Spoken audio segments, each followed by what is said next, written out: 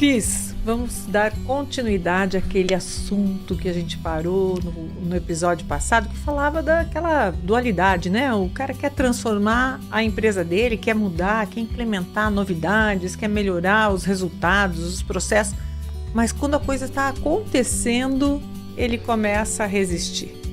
E aí eu queria, para isso, que você só fizesse um breve resumo aí da tua identificação. Como é que você mapeia, você criou um círculo cultural, então eu queria que você falasse um pouquinho mais disso e daquele funil também, os 2 funis que você inventou aí, que eu achei bem legal. Tá bom, não, legal.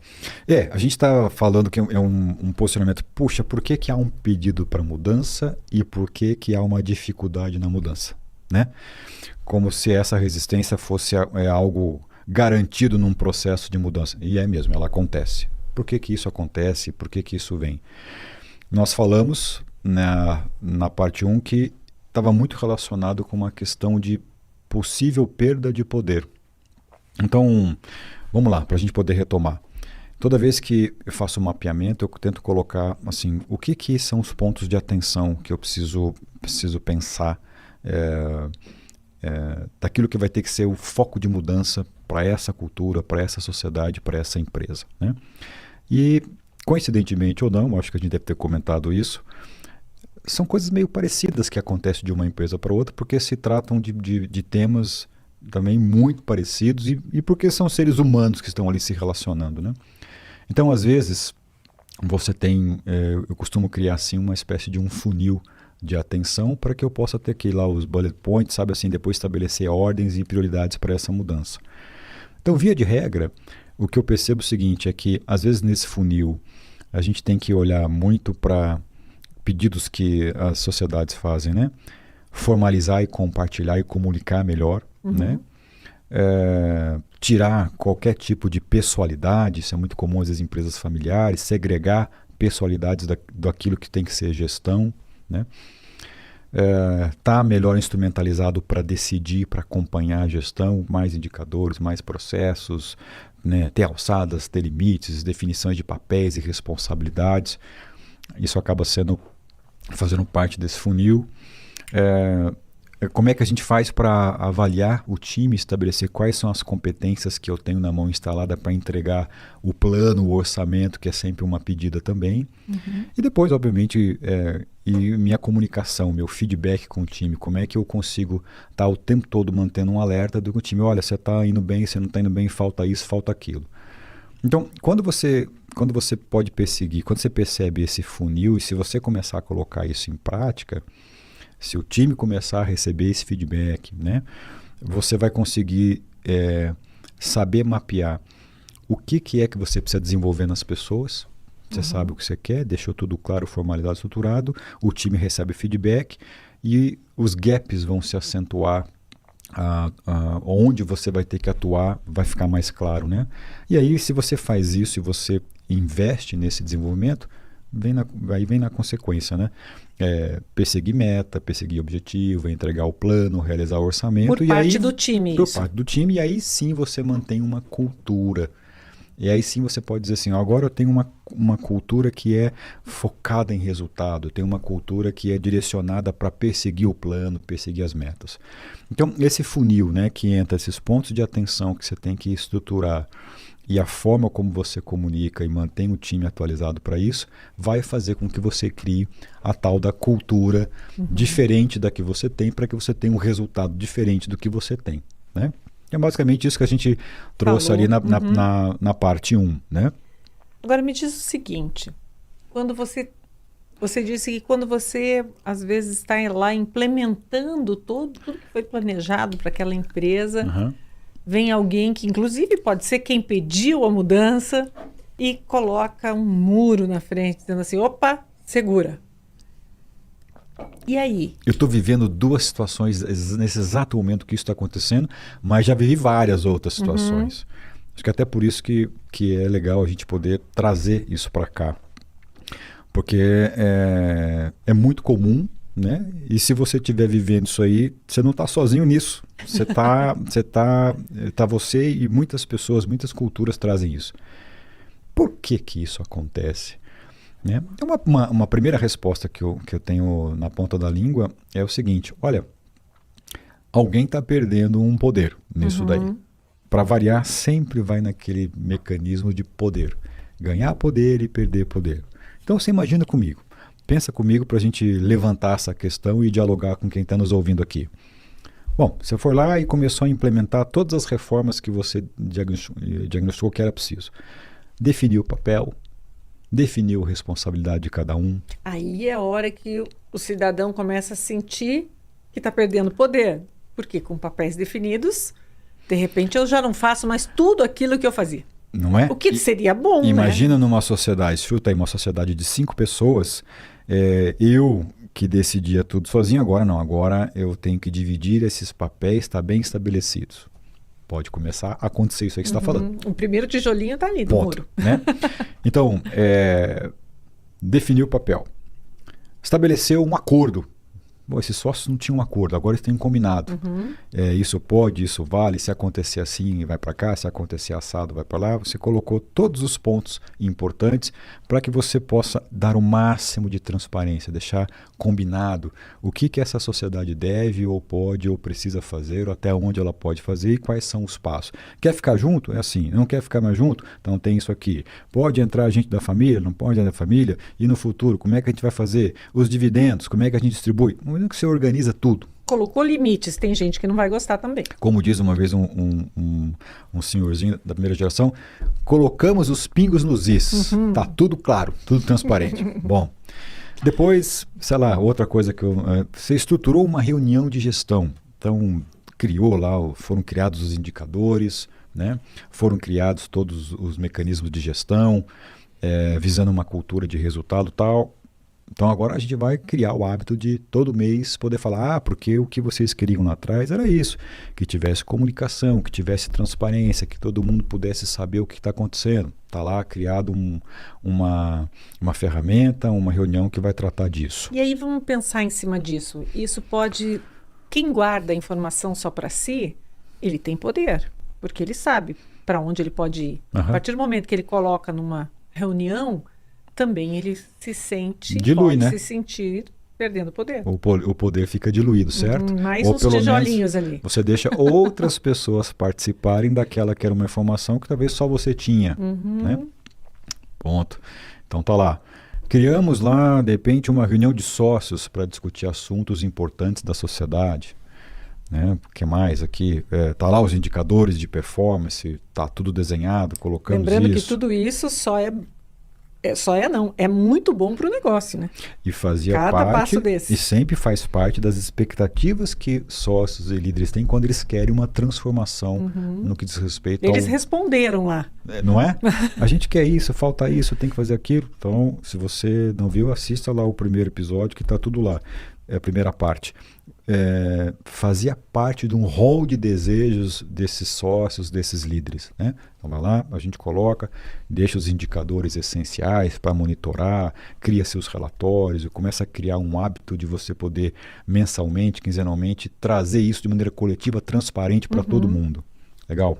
Outra coisa, que a gente, agora tem uma cultura de feedback, a gente está deixando muito transparente como é que a turma está andando, a contente ou não contente, e dizendo o que eles precisam fazer para dar conta de competências ou gaps que podem aparecer, que são insuficientes. Né? Uma orientação, né? Uma orientação. Então, você permite lá cada um ter um plano de desenvolvimento individual para cada um, saber o que compra, o que não compra, em função de um resultado que tem que ser atingido. Ou seja, o grau de comunicação, o grau de levantamento de insuficiência para você ser assertivo e comprar solução, está lá claro, transparente para todo mundo. Tem uma bússola a partir de agora, né? Essa é aquela cultura de feedback. Eu sei o que eu não tenho, eu sei o que eu tenho, eu deixo claro para o outro e a gente vai comprar o que a gente precisa para chegar lá. Tá. Né? Temos agora uma estratégia. Poxa, eu lembro disso, eu estava numa sociedade, uma reunião, cara, mas a gente não tem estratégia, não está faltando. Não, agora a gente tem, está criado aqui, o nosso mapa estratégico está prontinho, a gente sabe o que tem que fazer. Se você fizer isso, está de acordo. Se você fizer isso aqui que não está lá, então você está perdendo o teu tempo. Não faça isso. Fique em cima daquilo que a gente determinou como estratégia. Estava uma vez numa empresa criando isso e pensou, olha, a gente não quer expandir a nossa gama de produtos, isso já está suficiente. O que eu quero fazer, assim, eu tenho uma insuficiência em algumas áreas, então eu tenho que crescer por aquisição. Pô, isso está muito claro. Então não vai ter ninguém ali querendo inventar um produto momentaneamente porque não faz parte da estratégia. Mas tem 2 ou 3 gaps de atuação que ao invés de eu inventar, eu quero adquirir um outro player para que eu pudesse aí sim acomodar dentro de casa. Então, quando a estratégia está clara, todo mundo sabe o que precisa fazer, o que pode fazer. Né? Tem lá uma estratégia e tem lá um orçamento para você ser colocado mês a mês e você conseguir perseguir. E aí você começa a viver, né? Tudo aquilo que foi pedido, que era expectativa, foi colocado. O que acontece? No começo, para mim, era meio surpresa. Depois virou uma coisa assim, até meio commodity, né? O que acontece? Algumas pessoas usam uma resistência. Né? E eu vinha percebendo que isso estava acontecendo com bastante frequência. Então, imagina assim numa sociedade onde você tem sócios que participam mais ativamente das decisões e tem sócios que participavam, né, menos ativamente. Você sempre tem isso entre líderes ou entre sócios, não importa. Tem aquele que fala mais alto. Uma vez eu lembro de alguém falar, aqui a nossa cultura é decibéis, quem grita leva, quem atinge mais alto o som decide e coloca a sua vontade, né? Sempre tem aquele sócio que é mais forte, que tem uma visão sistêmica, que conhece do negócio, que tem uma voz mais influente naquilo que pode ser o futuro do negócio, e sempre tem aquele sócio que escuta mais, que observa mais. Ou que não quer se incomodar. Tem os né? Sócios que também não quer se incomodar, isso é verdade. Os líderes também, isso serve para sócios e líderes em geral, né? Claro que tem isso. Mas o pedido ali atrás é que a gente pudesse ter papéis melhores distribuídos para você equalizar, porque você vai crescendo, a empresa vai estruturando, chega uma hora que 1 ou 2 não dão conta, precisa de 6, de 10, e se você não distribui, a gente sabe aonde isso vai dar.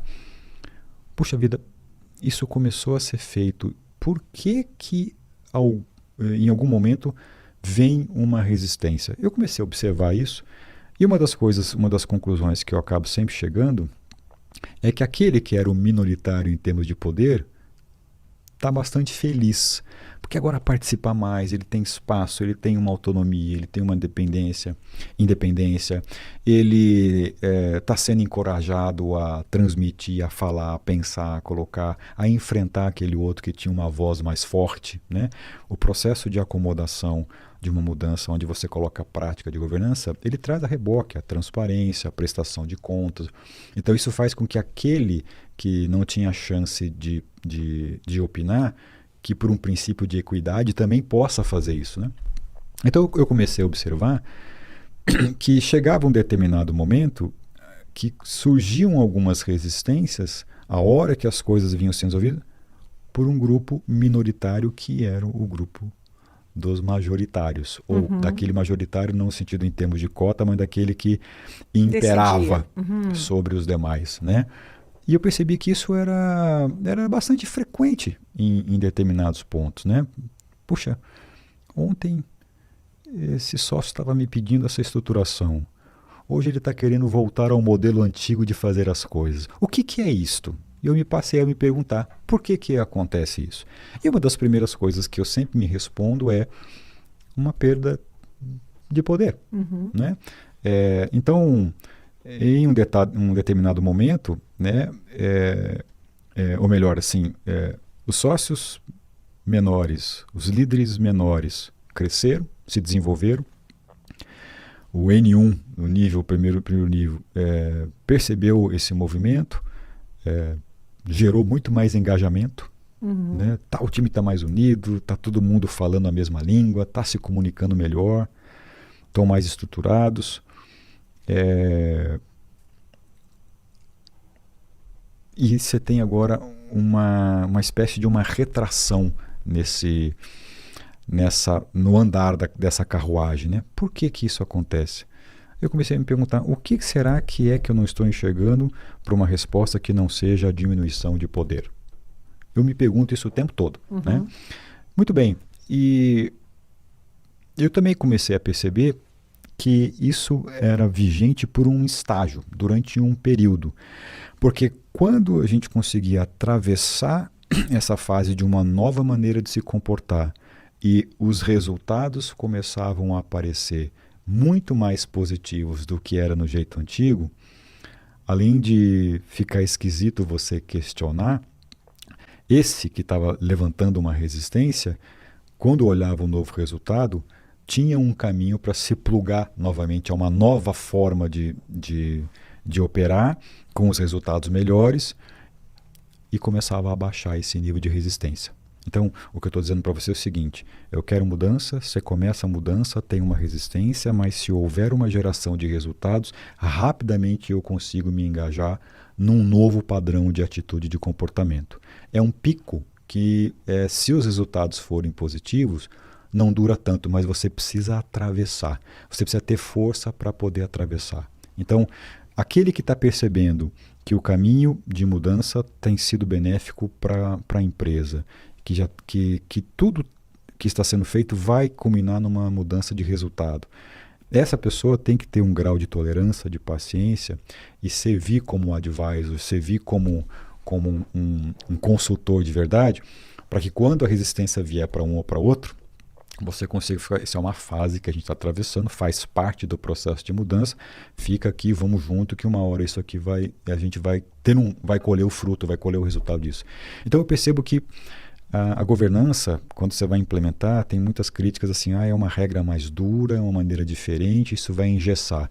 Mas se você atravessar esse vale dessas primeiras mudanças e o resultado for positivo, o engajamento que acontece ali na frente, depois de uma resistência inicial, ele é grande, ele é forte, né?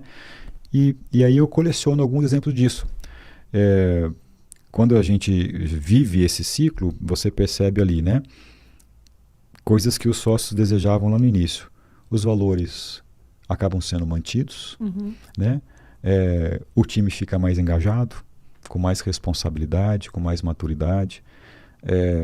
A comunicação melhora, você tem um maior grau de transparência, os indicadores passaram a ser perseguidos, quase ninguém mais está falando sobre o que tem que ser feito se não for baseado em análise de dados e resultados.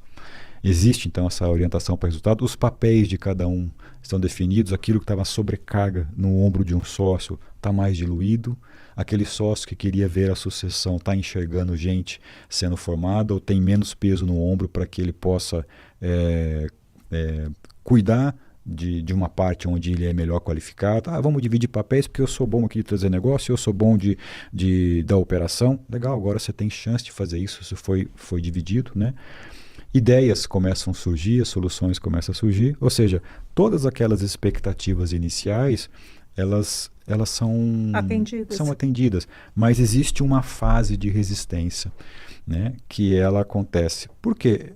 É o medo de perder poder, é o medo de será que vai dar certo mesmo a gente apostar nessa nova forma, né? E se isso não acontecer? E se além de tudo eu perder a mão do negócio?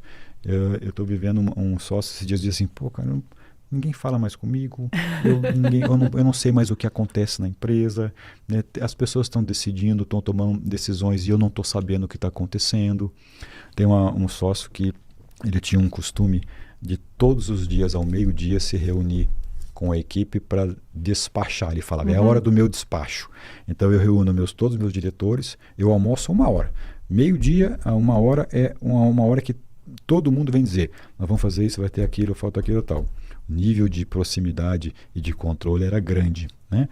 No momento em que ele parou de fazer isso, a primeira coisa que vem, puxa, agora eu não sei mais o que acontece. Ninguém mais fala comigo diariamente, vão falar comigo só lá naquela reunião, né? Ou só lá depois. E esse sócio viveu isso. E depois que ele conseguiu atravessar essa fase, ele sentiu ali, puxa vida, o meu time está andando sozinho. O meu time está dando conta de poder tocar o meu negócio. Agora eu consigo enxergar a longevidade. Agora eu sei que se eu quiser me afastar, pegar uma semaninha de férias e ficar tranquilo, eu consigo, eu estou tranquilo, né? Então é como se aquela centralização de acompanhar tudo inibisse toda uma transformação Mas exige esse esforço dessa passagem por isso. Sem contar que, normalmente, o empreendedor, ele é um visionário, né? Ele enxerga potencial em várias coisas que outros não enxergam. E, às vezes, tão ocupado com o operacional, com o dia a dia, ele não consegue exercer isso, né? Eu acho que se você tem... É muito comum você ter alguns empreendedores que têm uma boa sacada, uma visão de negócio. Se ele estiver afundado lá na operação, ele vai inibir isto, né?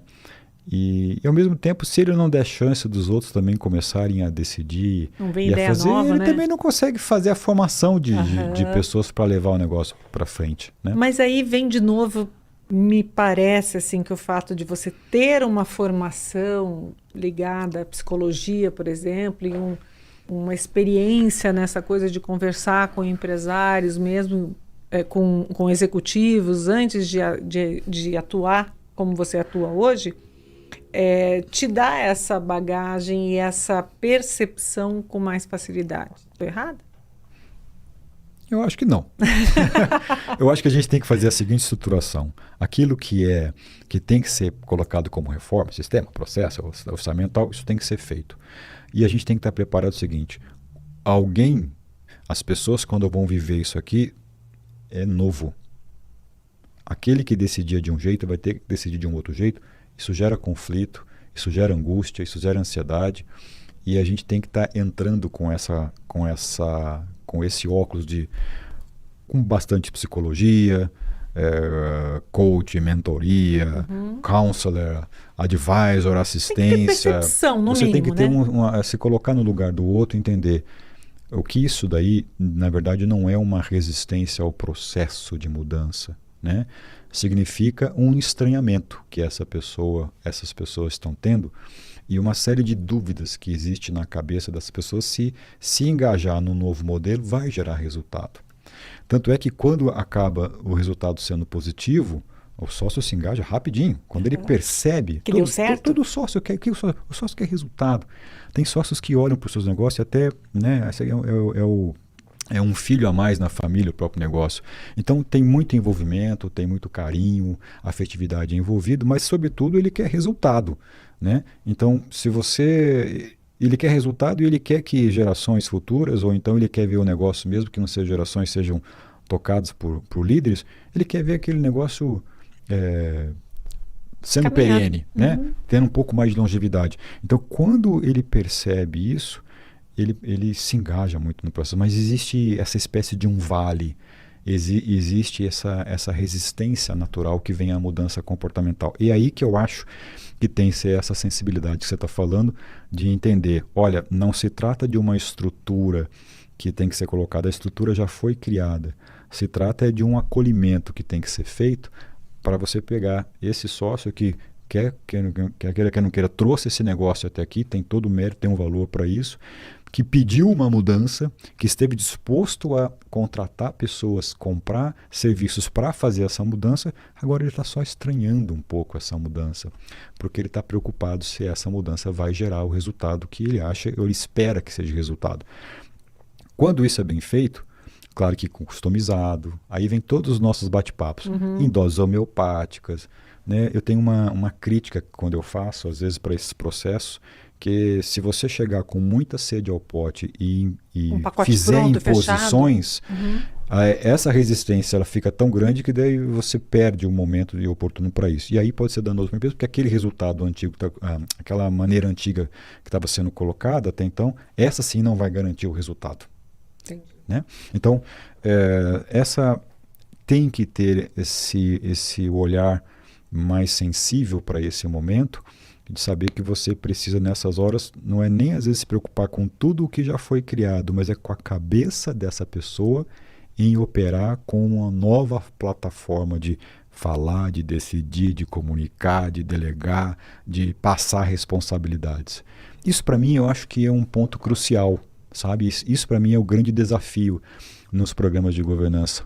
E me parece que tem mais uma coisa, além dessa percepção, é necessário que o lado da empresa confie nessa pessoa que está aqui propondo as mudanças. Porque senão ela vai dizer assim, não, vamos encerrar por aqui, vamos parar por aqui e vamos adiante.